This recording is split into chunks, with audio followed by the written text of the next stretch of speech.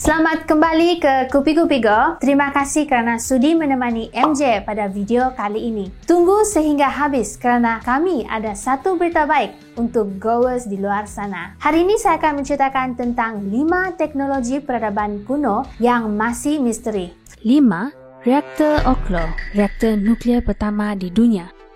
Teknologi kuno pertama yang kita akan lihat adalah reaktor nuklear semula jadi yang telah berusia lebih 1.8 bilion tahun dahulu. Reaktor nuklear ini, atau yang disebut sebagai reaktor Oklo, terletak di Gabon, Afrika Barat yang telah ditemukan pada tahun 1972 oleh sekumpulan pekerja di sebuah perlombongan milik Perancis. Apa yang misterinya, reaktor nuklear komersial yang pertama hanya dicipta dan wujud pada tahun 1956. Namun, reaktor Oklo pula, apabila dikaji, reaktor ini sudah wujud dan telah beroperasi sejak 1.8 bilion tahun dahulu. Jika dibandingkan, dari segi tenaga yang dihasilkan, reaktor Oklo mempunyai kuasa sebanyak 100 kW yang bersamaan dengan 1000 mentol.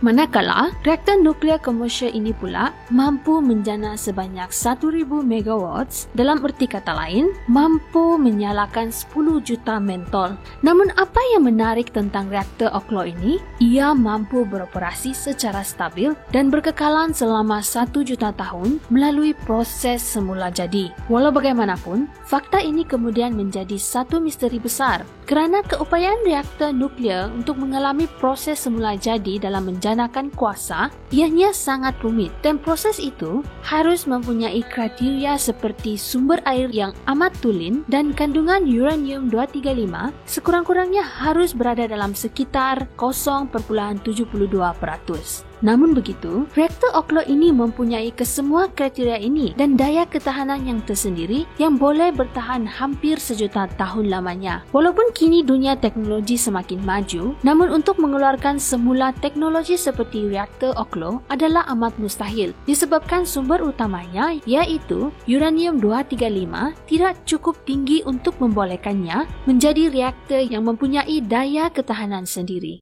4. Bateri Baghdad berusia 2000 tahun. Bateri yang ada di Malaysia biasanya mempunyai bentuk seperti silinder, bulat dan segi empat. Akan tetapi, bateri Baghdad ini mempunyai bentuk seperti sebuah pasu. Bateri Baghdad ini ditemui oleh Wilhelm Koenig, seorang ahli arkeologi Jerman pada tahun 1938 di Baghdad, Iran. Bateri Baghdad atau juga disebut sebagai Persian battery ini amat unik dan misteri kerana ianya mempunyai 3 komponen yang terdiri daripada pasu tanah liat, tiup tembaga dan sebatang besi. Ketika bateri Baghdad ini ditemukan dan apabila dikaji, bateri ini sudah berusia lebih 2000 tahun dan fungsi sebenar alat ini menjadi perdebatan ahli-ahli saintis dunia di mana akhirnya hampir semua ahli-ahli saintis setuju dengan satu kesimpulan bahawa bateri ini mungkin berfungsi sebagai sebuah sel galvanik yang digunakan dalam proses penyaduran emas. Ini kerana terdapat kesan-kesan sisa-sisa ejen berasid sama seperti yang digunakan untuk proses penyaduran emas yang juga memerlukan cecair atau elektrolit berasid dalam mengalirkan arus elektrik. Namun, ada juga spekulasi lain yang mengatakan bahawa mungkin bateri Baghdad digunakan untuk tujuan perubatan seperti electroacupuncture. Walau bagaimanapun, daripada implikasi ini, ada yang menyatakan bahawa peradaban Arab adalah jauh lebih maju pada zaman ini berbanding peradaban yang lain. Namun, sehingga kini bateri Baghdad ini adalah satu-satunya penemuan pertama dan yang terakhir, di mana asal dan fungsi sebenarnya kekal sebagai satu misteri. 3. Vimana, kereta terbang zaman silam di India. Ini merupakan salah satu mitos yang dicatatkan dalam sebuah buku. Ia merupakan mitos teknologi di India, yaitu Rukma Vimana. Mitos ini tertulis di sebuah buku Sanskrit yang bertajuk Vaimanika Sastra, yang bermaksud buku sastra aeronautika yang ditulis oleh Maharshi Bhardwaj sekitar tahun 400 sebelum Masihi, yang kemudiannya diterjemahkan oleh Pandit Subbaraya Shastri pada tahun 1918 hingga 1923. Perkataan Vimana ini bermaksud kenderaan atau bangunan yang dilengkapkan dengan teknologi yang membolehkannya untuk terbang. Namun begitu, buku ini seolah-olah sebuah buku panduan yang lengkap dengan cara-cara pembuatan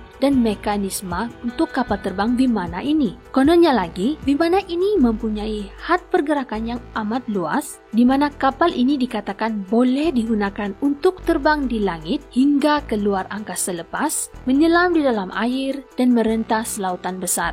Malah, dalam buku itu juga memberitahu apa jenis-jenis bahan yang digunakan dalam pembuatannya, dan kebanyakannya adalah menggunakan emas, perak dan besi-besi ringan. Namun begitu, hal ini amat misteri dan menimbulkan banyak spekulasi tentang bagaimana orang pada zaman dahulu mempunyai teknologi Vimana ini dan sudah pernah menggunakannya. Ada juga yang mengatakan bahwa Vimana ini mempunyai hubung kait dengan makhluk asing yang menurunkan idea ini kepada manusia di bumi. Terdapat lagi satu cerita terjadi di Afghanistan, di mana ada laporan yang mengatakan bahawa kapal kuno ini telah mendarat di salah satu gua di Afghanistan. Untuk menyiasat hal ini, 8 orang tentera Amerika telah dihantar untuk masuk ke dalam gua ini dan mencari yang dikatakan kapal kuno itu. Namun pencarian ini bertukar menjadi misteri apabila kesemua tentera itu telah hilang di kawasan itu. Kapal kuno ini dipercayai kononnya adalah salah satu daripada Vimana yang wujud dan mempunyai kuasa mistik yang melindungi kapal itu daripada gangguan luar. Mungkin ini juga antara sebab mengapa kesemua tentera itu hilang tanpa jejak. Malah, beberapa personaliti politik dunia yang hebat seperti Barack Obama, David Cameron dan Nicolas Sarkozy menambahkan lagi spekulasi yang ada apabila kesemua personaliti ini datang ke Afghanistan dan melawat salah satu gua itu. Sehingga kini, bukti fizikal Vimana ini masih belum ditemukan dan teknologi kuno ini masih dalam perdebatan dan menjadi satu misteri yang masih belum dapat dirungkai. 2. Dendera-light atau lampu mentol Mesir kuno. Lampu mentol yang wujud di Mesir ini adalah sebenarnya sebuah motif yang diukir di salah satu dinding dalam kuil Hathor di Dendera. Motif ini yang disebut sebagai Dendera-light disebabkan bentuknya seolah-olah seperti mentol lampu dan mempunyai filamen di dalamnya serta dikelilingi oleh orang purba.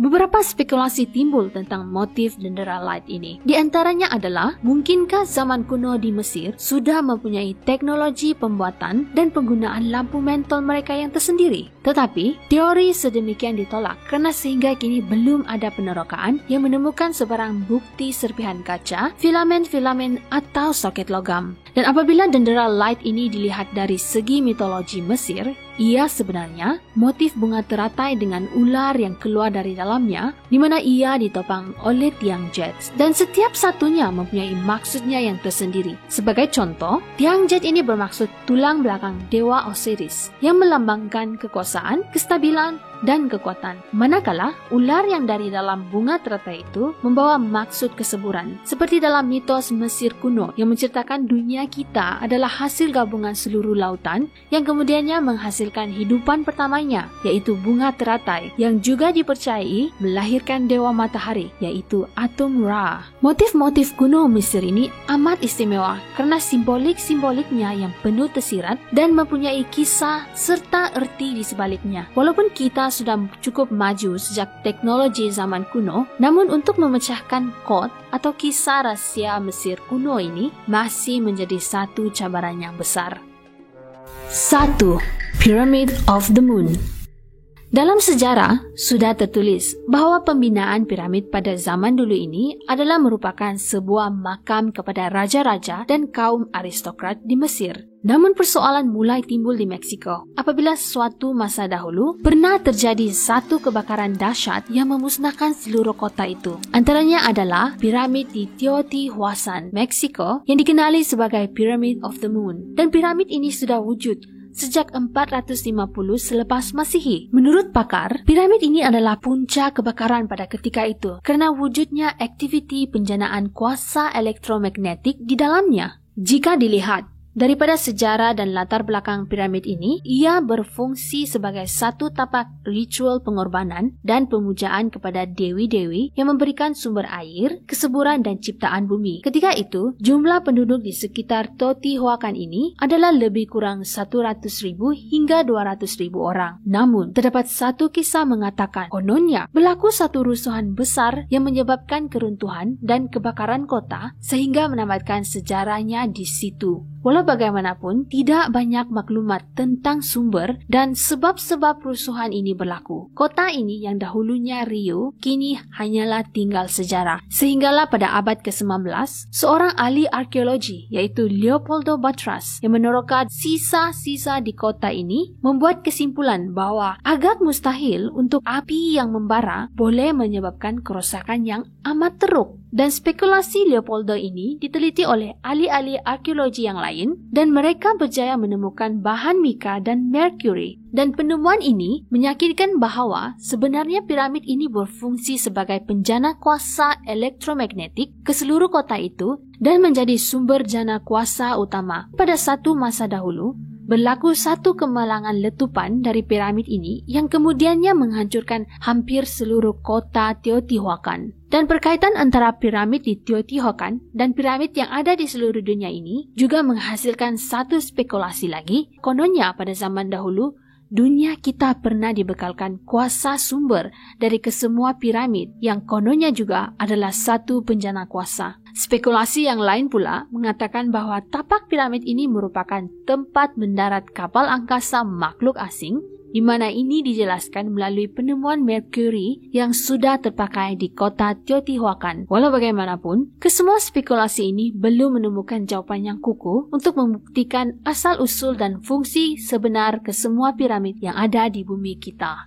Sekiranya Gowers suka dengan video ini, bolehlah tekan butang like dan kongsikan kepada rakan-rakan anda. Dan berita baik untuk anda semua, kami daripada Kupi-Kupi Go akan menjalankan satu kontes giveaway yang akan berlangsung sehingga 30 Disember bulan ini. Dan pemenang akan memenangi hadiah eksklusif daripada Kupi-Kupi Go. Syaratnya sangat mudah, Gowers hanya perlu menonton video sehingga habis. Kerana di setiap penghujung video itu akan ada satu teka-teki yang Gowers perlu jawab. Dan setiap pemenang akan dipilih berdasarkan jawapan yang betul. Dan teka-teki untuk video hari ini adalah: apakah nama video pertama yang saya, MJ, pernah menjadi host jemputan di Kupi-Kupi Go? Pastikan anda jawab dengan betul. Jangan risau, kerana clue akan diberikan di laman sosial Kupi-Kupi Go seperti di Instagram dan juga Facebook. Pastikan anda follow kedua-dua laman sosial ini. Apa-apapun, itu sahaja daripada saya, MJ, menemani anda di Kupi-Kupi Go menarik setiap hari.